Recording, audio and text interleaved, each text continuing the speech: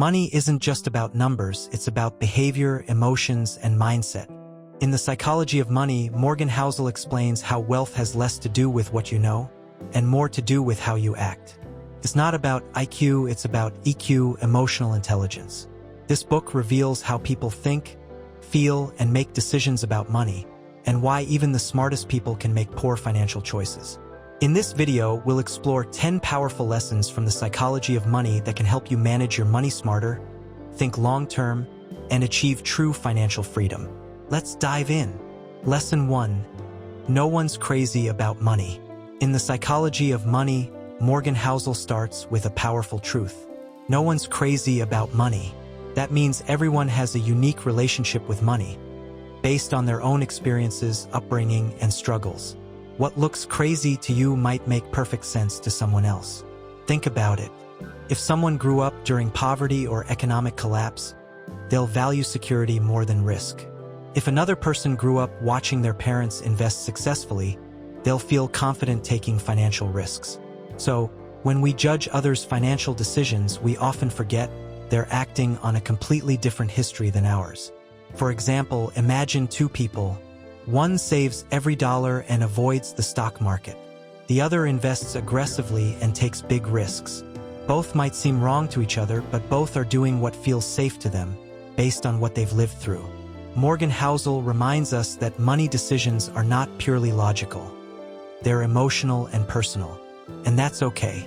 What matters is understanding your own behavior and why you make the choices you do. The key takeaway: don't copy someone else's money habits blindly. Learn from them, but always make decisions that fit your story, your risk tolerance, and your goals. Because when it comes to money, no one's crazy. We're all just shaped by our experiences. Lesson 2. Luck and risk play a bigger role than you think. One of the most eye-opening ideas in The Psychology of Money is this: every financial success and every financial failure involves both luck and risk. We love simple stories. When someone becomes a billionaire, we say, he's a genius. When someone loses their fortune, we say, he's stupid. But in reality, success and failure are often separated by a thin line of chance. Let's look at one of the best examples, Bill Gates. Yes, he's incredibly smart, hardworking, and visionary. But here's what most people forget. He happened to attend one of the only high schools in the world that had a computer in 1968. Only 1 in 1 million students had that opportunity back then. Without that lucky coincidence, would Gates have become the Bill Gates we know today? Maybe not. Now let's look at another person. Kent Evans, Bill Gates' best friend and classmate. Kent was just as smart, just as driven, and had the same vision. But he died tragically in a mountain climbing accident before graduation. That's risk. The unseen, uncontrollable side of life that can change everything in a moment. This story shows what Morgan Housel means when he says, nothing is as good or as bad as it seems. Luck and risk are two sides of the same coin. Both are out of our control, but both have massive power over our outcomes. Think about the stock market. You might invest in a company at the perfect time and make a fortune, or invest in another company with equal potential and lose everything due to one bad event. That's not just skill. That's timing, environment, and sometimes pure luck.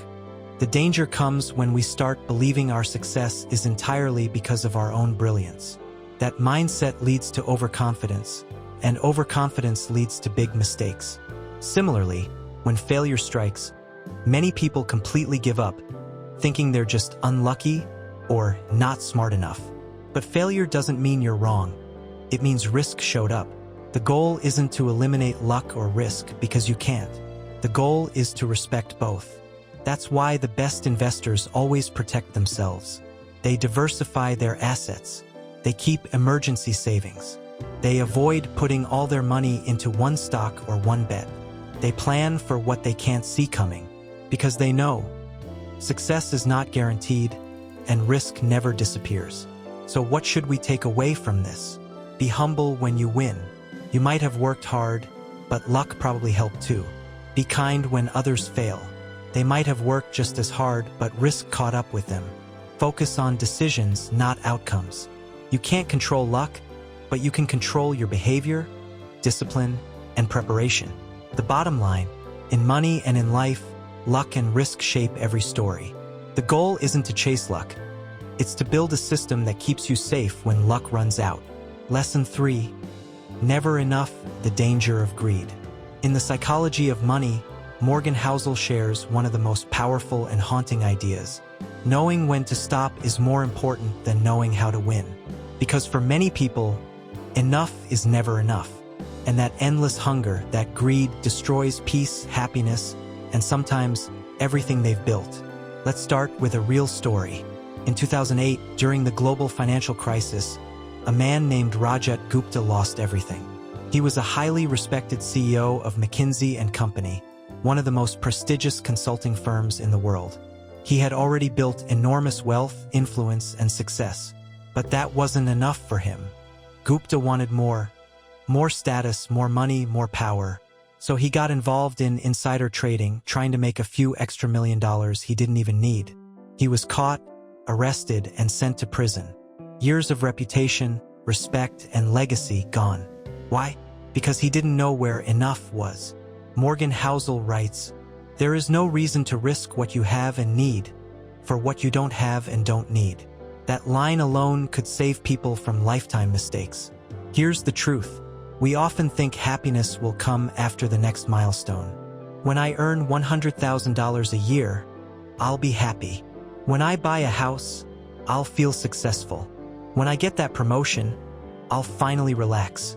But when we reach those goals, a new target appears. And we start running again, never satisfied, never content. That's the trap of greed, the illusion that more will fix everything. Housel explains that real wealth isn't just about having more money. It's about having control over your time and peace of mind.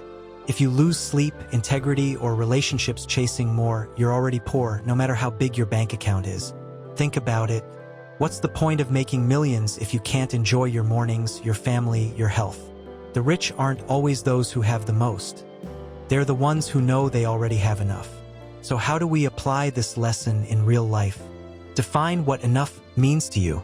Maybe it's not a number, maybe it's freedom, flexibility, or stability. Avoid comparison. Comparison kills gratitude. Someone will always have more. Focus on your journey. Protect your peace. Don't risk your health, ethics, or happiness for a little extra gain.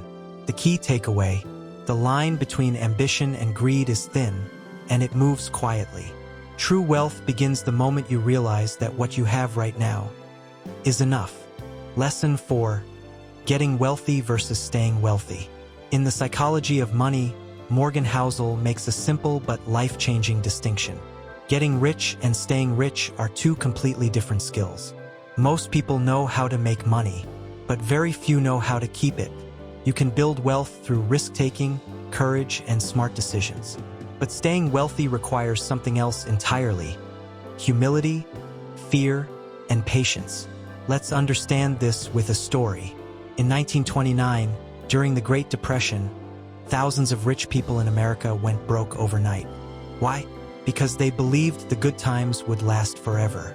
They borrowed heavily, invested recklessly, and ignored warning signs. They thought they were geniuses, but they were just lucky for a while. When the crash came, everything vanished. Housel says, getting money requires taking risks, being optimistic, and putting yourself out there.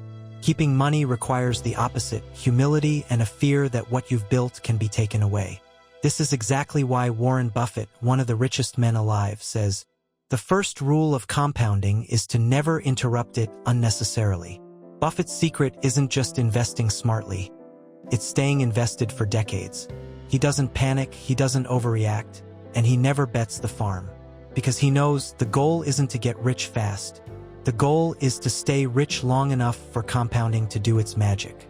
Let's think of this in real life. You may make a lot of money from a business, crypto, or the stock market, but if you can't manage fear, greed, and ego, you'll lose it all just as quickly. That's why true wealth isn't measured by how much you earn, but by how long you can sustain your lifestyle if your income stops tomorrow. Staying rich is about survival. It's not about huge wins, it's about avoiding huge losses. Morgan Housel calls it the financial survival mindset. This means save consistently even when you're earning a lot. Avoid unnecessary debt. Diversify your income. Be paranoid enough to expect that things can go wrong, because sometimes they will. The people who last, the truly wealthy, aren't the boldest or the smartest. They're the ones who can stay calm, disciplined, and humble through both boom and bust. The key takeaway: getting wealthy requires risk-taking and optimism. Staying wealthy requires humility and caution. It's not about how high you climb. It's about how well you protect what you've already built. Lesson 5. Freedom, the ultimate dividend of money. In The Psychology of Money, Morgan Housel writes, "The highest form of wealth is the ability to wake up every morning and say, I can do whatever I want today." Think about that for a second. Not a sports car, not a mansion, not $1 million investment. But freedom, the power to control your own time, that's the ultimate luxury. Most of us chase money because we think it'll give us happiness. But what we're really chasing isn't money, it's control. Control over our time, our choices, and our life. Because when you have to do something just to survive, you're not free. You're trapped, no matter how much you earn. Let's take an example. There are people making $50,000 a year but feeling peaceful because they control their schedule. And there are people making $500,000 a year who are miserable, stuck in meetings, stressed out, and constantly afraid of losing it all. So who's truly rich here? It's the one who owns their time. Morgan Housel says that money's greatest value is not in the things it can buy, but in the flexibility it gives you. Money buys independence. It gives you the option to say no. And that no, to a bad job, to toxic people, to meaningless work, that's the real definition of freedom. But here's the catch. Many people sacrifice that freedom in the process of earning money. They get trapped in careers they hate just to keep buying things they don't need. They forget why they started earning in the first place. That's why Morgan Housel reminds us, money's greatest intrinsic value, and this can't be overstated, is its ability to give you control over your time. Let's break this lesson down. Save to buy time, not things. Every dollar you save is a little piece of freedom you're buying back from your future. Avoid lifestyle inflation. When income rises, resist the urge to raise expenses just to impress others. If your lifestyle always grows with your income, you'll never be free. Redefine success. True success isn't about having everything. It's about having the choice to do what matters most. When you're free to spend your days the way you want, that's when you've truly made it. So, remember this simple truth. Money is not the goal. Freedom is. And every smart financial decision should bring you one step closer to living life on your terms. Lesson 6. Save money without a reason. In The Psychology of Money, Morgan Housel gives one of the simplest yet most powerful pieces of advice. You don't need a reason to save, just save. Most people save only when they have a goal, buying a car, a house, or planning a vacation. But the truth is, saving is the backbone of financial flexibility and freedom. Housel explains that life is unpredictable. You can't know what will happen next. A sudden job loss, an emergency medical bill, or a market crash can hit anyone at any time. Here's the secret. If you save consistently, even without a specific goal, you create optionality. Money in the bank is freedom waiting to be used. It's power even if you don't spend it right away. Think about it this way. Two people earn the same salary. Person A spends everything immediately, buying trendy things and impressing friends. Person B saves 20 to 30% of income without even knowing exactly what they'll do with it. Years later, Person B can invest, start a business, or weather a financial crisis. Person A has nothing and is vulnerable to every unexpected turn of life. Housel says, savings gives you leverage. It gives you the ability to take risks and seize opportunities when they appear. And here's the fascinating part. You don't need huge sacrifices. Even small, consistent saving over time compounds into enormous flexibility. It's not about being rich immediately. It's about being prepared for whatever life throws at you. Also, saving without a reason helps protect your peace of mind. You no longer feel anxious every time life surprises you. You're not chained to your income or dependent on luck, because you've built a buffer for the unexpected. Key takeaways. Save consistently even without a goal. Think of saving as buying freedom, not deprivation. Optionality is more valuable than any immediate pleasure. Small, repeated savings over time can give you massive power later. Remember, saving money is the silent engine of wealth. It doesn't feel glamorous, it doesn't make headlines, but it protects you, empowers you, and opens doors that money alone can't buy. Lesson 7. Reasonable, rational. In The Psychology of Money, Morgan Housel makes a counterintuitive but essential point. It's better to make decisions that are reasonable than perfectly rational. Most finance books teach strict rationality. Invest in X because mathematically it will give the best returns. But Housel argues that life isn't just math. Human behavior, emotions, and psychology often override pure logic. For example, suppose two people invest $10,000 each in the stock market. Person A follows a perfectly rational strategy. They diversify, calculate expected returns, and optimize their portfolio mathematically. Person B chooses a strategy that feels reasonable to them. Maybe they invest in a mix they understand, feel comfortable with, and won't panic during downturns. Years later, Person B often does better, not because they were smarter, but because they stuck with their plan.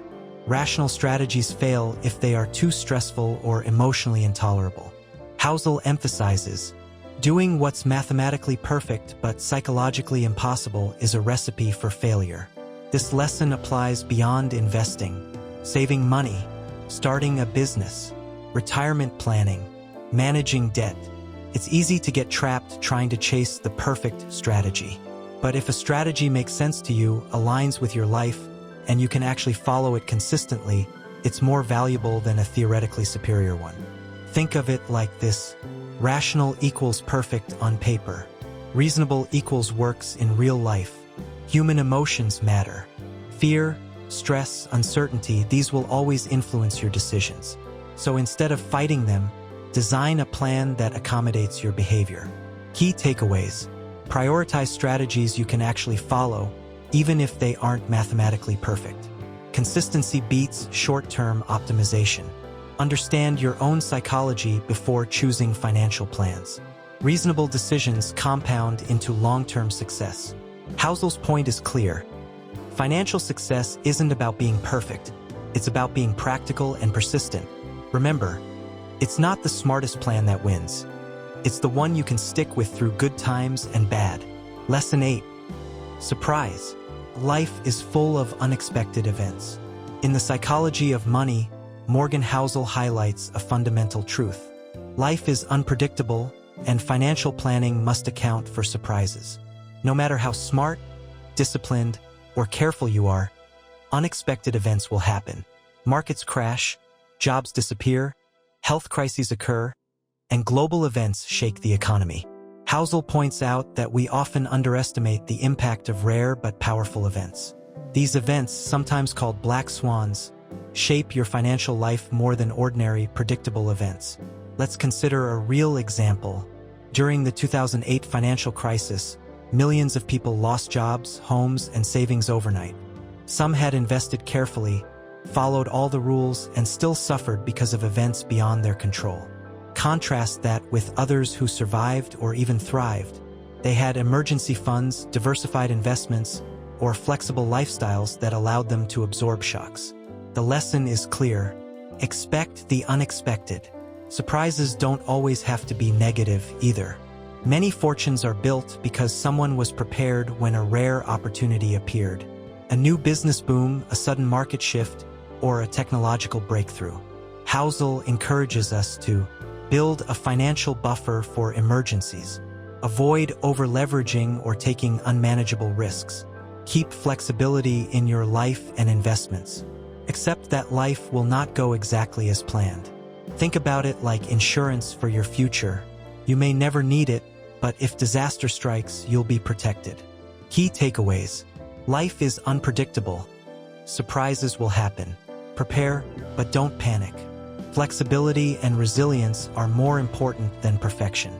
Financial freedom isn't about controlling outcomes. It's about controlling your response. In short, success isn't about avoiding surprises. It's about surviving and thriving despite them. The more prepared and adaptable you are, the more likely you are to seize opportunities and weather setbacks. Lesson 9. Reasonable expectations. Avoiding envy and comparison. In The Psychology of Money, Morgan Housel explains that many financial mistakes come from unrealistic expectations and comparing ourselves to others. We live in a world full of highlight reels. Social media, friends, and colleagues show their successes, luxury items, and lifestyle. It's easy to feel like you're falling behind, even if your life is financially solid.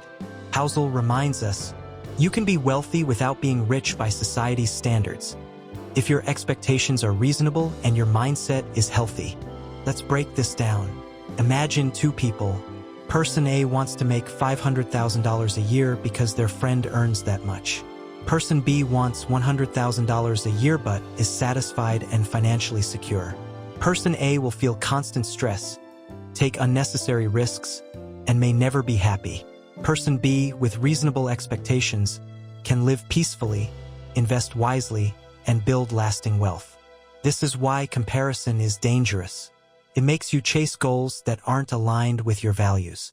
It creates envy, frustration, and poor financial decisions. It leads to lifestyle inflation and overspending. Morgan Housel stresses the power of reasonable expectations. Understand your own financial goals and needs. Avoid comparing your journey to others. Focus on what makes sense for your life, not what impresses others. Reasonable expectations also reduce regret. If you save consistently, live within your means, and invest wisely, you may not get the flashiest results, but you'll avoid catastrophic losses and stress. Key takeaways. Avoid chasing wealth based on others' success. Set goals that fit your life, not society's standards. Peace of mind and financial stability are better than flashy wealth. Financial happiness comes from contentment and smart decisions, not envy. In short, reasonable expectations prevent mistakes, reduce stress, and create sustainable wealth. Success isn't about keeping up with everyone else. It's about thriving in your own lane. Lesson 10. You and me, everyone has different goals. In The Psychology of Money, Morgan Housel emphasizes a simple truth. Everyone has different financial goals, and that's okay. What works for one person might not work for another. Trying to copy someone else's path can lead to frustration, mistakes, and disappointment. For example, some people value freedom over money. They may work fewer hours and save steadily. Others value luxury and lifestyle. They may take risks in investments or business to earn more. And some just want stability, avoiding debt, keeping a predictable budget, and living quietly. Housel points out, you're not behind because others are ahead. You're not poor because someone else is rich. Your financial goals are unique to you. This lesson is about respecting differences and focusing on your own path. He encourages us to ask, what do I want my money to do for me? What risks am I willing to take? What kind of life makes me feel secure and happy? When you define your goals clearly, you make smarter choices. You avoid envy and unnecessary risks. You feel more satisfied and empowered. Key takeaways. Everyone's financial journey is unique. Embrace it. Don't copy others blindly. Make decisions based on your goals. Focus on personal happiness, not societal benchmarks. Success is measured by whether your money serves your life, not anyone else's. Remember, money is a tool, not a competition. Use it to build the life you want, not what others expect of you.